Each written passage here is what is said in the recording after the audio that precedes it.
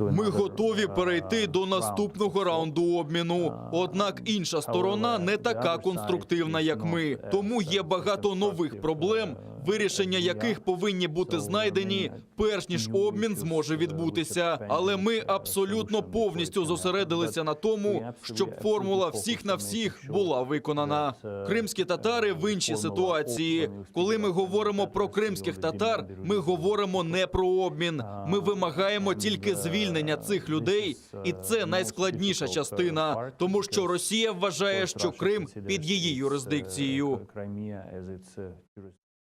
Какова вероятность того, что в ближайшей перспективе мы увидим освобождение политических заключенных, о чем говорил и президент Владимир Зеленский о существовании некоторых треков с именами политических заключенных? Об этом говорил Андрей Ермак, но прошло уже почти больше года, полугода, но никаких результатов нет.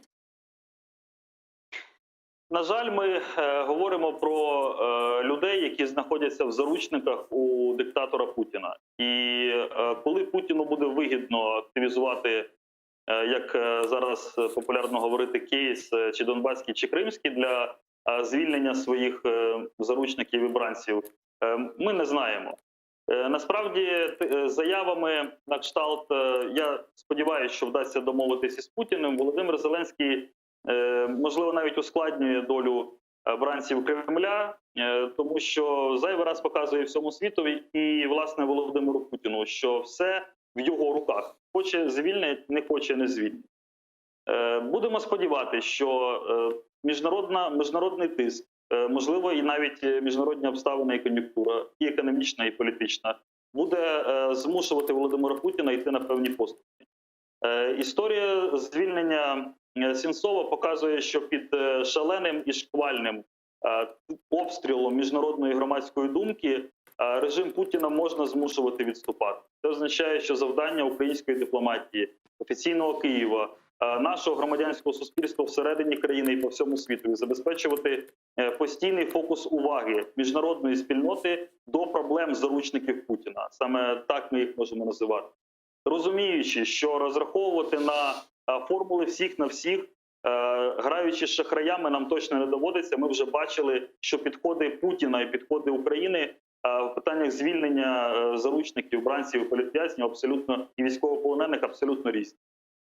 Ну вот, говоря о платформе деоккупации Крыма, вот многие эксперты скептически относятся к вот, относительно ее эффективности в вопросе деоккупации Крыма. Но, к примеру, эта платформа может решать гуманитарные вопросы, в том числе и освобождение политических заключенных, как считаете?